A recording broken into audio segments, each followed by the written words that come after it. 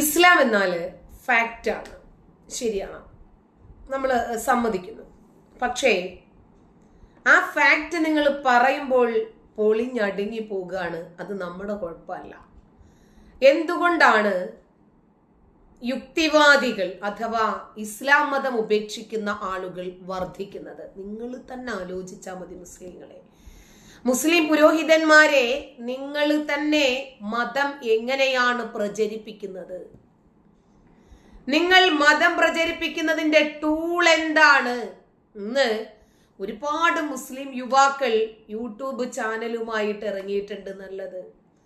മതം പറയണമെങ്കിൽ, ആരെങ്കിലും അവരുടെ ചാനൽ ഒന്ന് തുറക്കണമെങ്കിൽ മതം വിട്ടവരുടെ ചിത്രവും അവരെ സംബന്ധിക്കുന്ന വിഷയത്തെ സംബന്ധിച്ചും പറയേണ്ടുന്ന ഒരു സാഹചര്യം ഇന്നുണ്ട് അവർക്കും.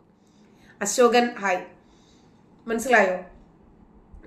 അവരുടെ വീഡിയോകൾ ആളുകൾ കാണണമെങ്കിൽ പോലും യുക്തിവാദികളുടെയോ ഇസ്ലാം മത വിമർശകരുടെയോ വിഷയങ്ങൾ അതിനകത്ത് വരണം, അവരുടെ ചിത്രം വരണം, അവരെ സംബന്ധിക്കുന്ന വാർത്തകൾ വരണം. അത് നമ്മുടെ വിജയമാണ്. കാരണം നമ്മൾ എന്താണ് പറയുന്നത്, നമ്മളെ കുറിച്ച് നിങ്ങൾ എന്താണ് പറയുന്നത് എന്ന് വരും തലമുറയ്ക്ക് അറിയണം, കേൾക്കണം, അവർക്കത് മനസ്സിലാക്കാനുണ്ട്. കാരണം നമ്മൾ ചോദിക്കുന്ന ഒരുപാട് ചോദ്യങ്ങൾ യുവതലമുറയുടെ മനസ്സിൽ നന്നായി പതിക്കുന്നുണ്ട്, ആഴത്തിൽ വേരോട്ടവും നടക്കുന്നുണ്ട്.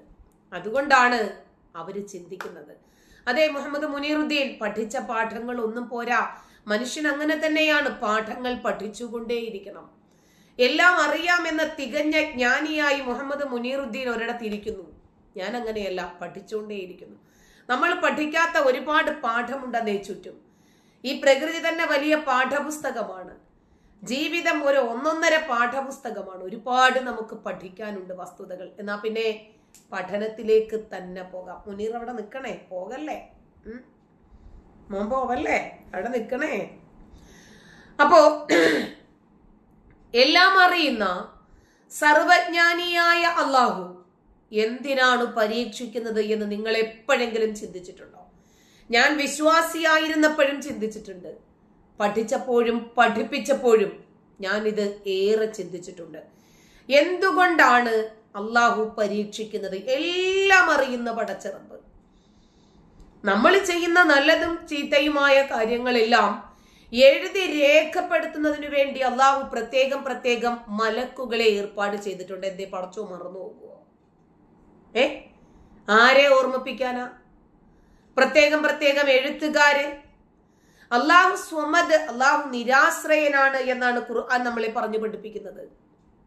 എന്നിട്ട് ജിബ്രീൽ ദൈവിക വെളിപാട് പ്രവാചകന്മാർക്ക് എത്തിച്ചു കൊടുക്കാൻ വേണ്ടിയിട്ട്, മുഹമ്മദ് നബി കഴിഞ്ഞതോടുകൂടി ജിബ്രീല് പെൻഷനറായി, ജിബ്രീൽ റിട്ടയർഡായി, അദ്ദേഹത്തിന് പിന്നീട് ജോലിയില്ല. മീകായിൽ മഴ, ഇടി, മിന്നൽ, കാറ്റ്, ഇതൊക്കെയാണ് കക്ഷിയുടെ ജോലി. അസ്രായീൽ റൂഹ് പിടിക്കണ്ടേ, ജീവൻ എടുക്കുന്ന മലക്ക്. ഒരു സെക്കൻഡിൽ ലോകത്തിന്റെ ഏതെല്ലാം കോണുകളിലാണ് ആളുകൾ മരിക്കുന്നത്? ഒരൊറ്റ മലക്കുൽ മൗത്തേ ഉള്ളു കേട്ടോ. ഇതൊക്കെ ചിന്തിച്ചാലുണ്ടല്ലോ നമുക്ക് ഒരു അന്തവും കിട്ടത്തില്ല. അങ്ങനത്തെ പാഠങ്ങളാണ് ഇസ്ലാമിക പാഠങ്ങളും പഠനങ്ങളും ഒക്കെ.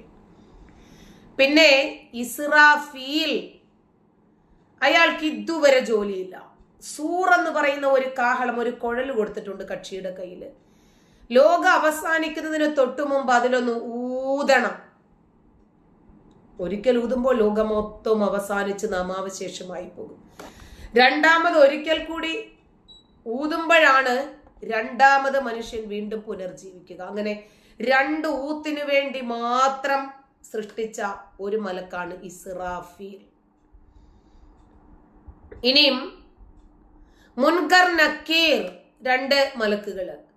ഖബറില് കുഴിച്ചു മൂടുവല്ലോ നമ്മളെ, എന്നിട്ട് അതിനകത്ത് ചോദ്യം ചെയ്യുന്ന ജോലിയാണ്. ആകെ 6 അടി മണ്ണിനകത്താണ് നമ്മളെ കുഴിച്ചിടുന്നത്. കുഴിച്ചിട്ട് കഴിഞ്ഞിട്ട് ഇവിടെ ഇരുന്ന് പറയണം, അല്ലാഹുവേ ഖബർ വിശാലമാക്കി കൊടുക്കണേ നാഥ. അയ്യോ, കുഴിക്കുമ്പോ ലേശം വീതി കൂടി അങ്ങ് കുഴിച്ചാ പോരെ? അത്രയല്ലേ വേണ്ടൂ? ചരിഞ്ഞു പോലും കിടക്കാൻ പറ്റാത്ത രൂപത്തിൽ 6 അടി മണ്ണിനകത്ത് കുഴിച്ചിട്ടിട്ട് പടച്ചോനോട് പറയാം, പടച്ചോനെ വിശാലമാക്കണേ, വിശാലമാക്കണേ. എന്ത് കരുതൽ? ജീവനില്ല. മണ്ണിനോട് ലയിക്കുവാണ്. എന്നിട്ട് ഖബർ വിശാലമാക്കണേന്ന് ഇവിടെ ഇരുന്ന് കുത്തിയിരുന്ന് പ്രാർത്ഥിക്കുവാണ്.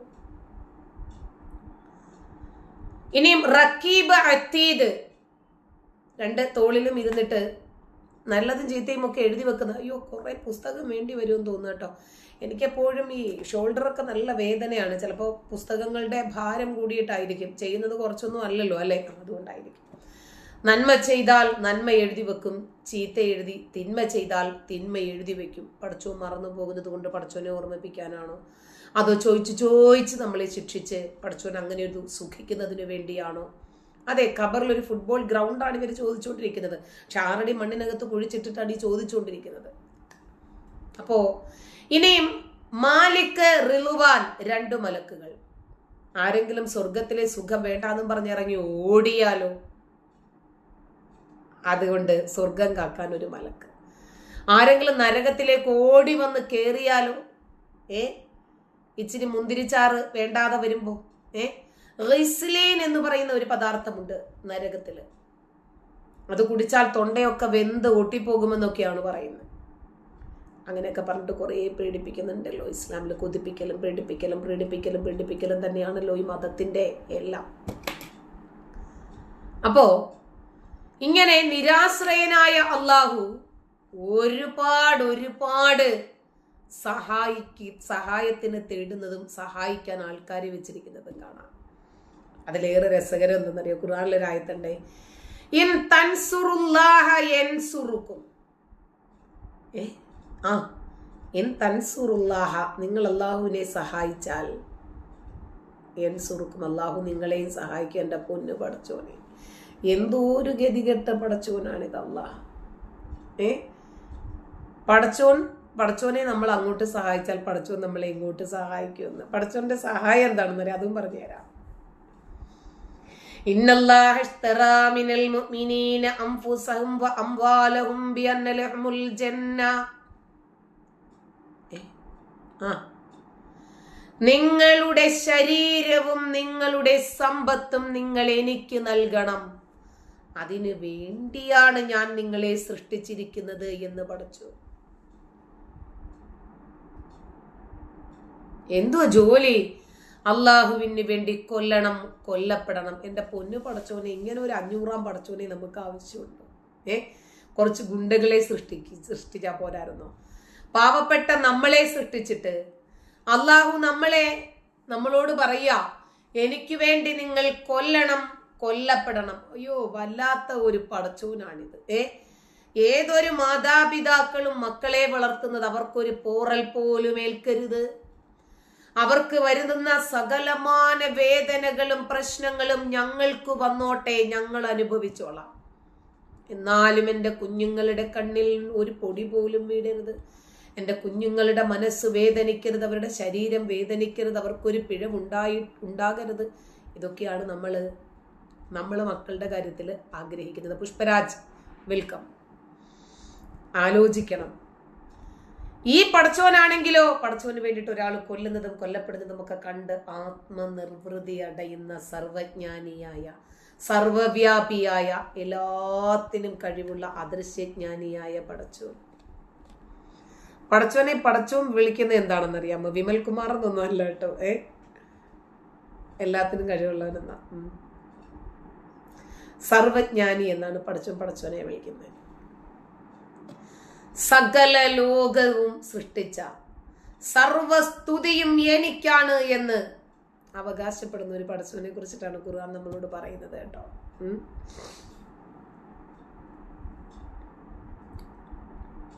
അയ്യോ അഞ്ചൻ, അങ്ങനൊന്നും ചോദിക്കല്ലേ. എല്ലാം പടച്ചോൻ അറിയാം. പക്ഷേ പടച്ചോന് മറവിയുണ്ട്. അതുകൊണ്ട് മലക്കുകൾ ഇങ്ങനെ എഴുതി വെക്കണം. പടച്ചോനെ ജാമിത 13-ാമത്തെ വയസ്സിൽ ഇത് ചെയ്തു, 33-ാമത്തെ വയസ്സിൽ അത് ചെയ്തു, 41-ാമത്തെ വയസ്സിൽ ഇത് ചെയ്തു, അങ്ങനെ ചെയ്തല്ലേ. അയ്യോ ഞാനങ്ങ് പറഞ്ഞു. പിന്നെ പടച്ചോനെ പറഞ്ഞിട്ട് കാര്യമില്ല, ഇത്രയും സൃഷ്ടികളില്ലേ.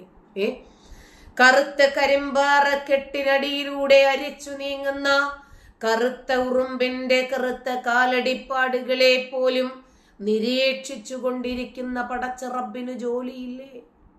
ഒരു ചാക്കിൽ എത്ര അരിയുണ്ടെന്ന ഓരോ അരിയിലും പേരെഴുതണപ്പാ. ബാലകൃഷ്ണൻ, മുഹമ്മദ് റാസിഖ് എന്ന് ആലോചിച്ച് നോക്കിയാൽ നമുക്ക് ചുമ്മാ അങ്ങ് വാരിക്കോരി തിന്നാ മതി. ഈ അരിയിൽ പേരെഴുതുക എന്ന് പറഞ്ഞാൽ ചെറിയ കാര്യമാണോ? പടച്ചോൻ വളരെ തിരക്കിലാണ്. ആ തിരക്കിനിടയിൽ പടച്ചോൻ എല്ലാത്തിനും ചിലപ്പോൾ സമയം കിട്ടിയെന്ന് വരത്തില്ല. പടച്ചോൻ എല്ലാ കാര്യങ്ങളും ഓർമ്മ നിൽക്കുമെന്നും വിചാരിക്കരുത് കേട്ടോ.